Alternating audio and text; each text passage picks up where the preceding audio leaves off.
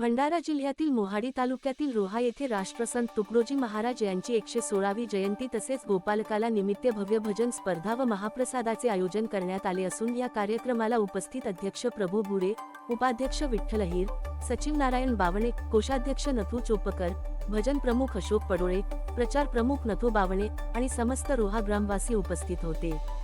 Maharashtra live news पत्रकार दिलीप रेहपाडे, तालुका प्रतिनिधी भंडारा।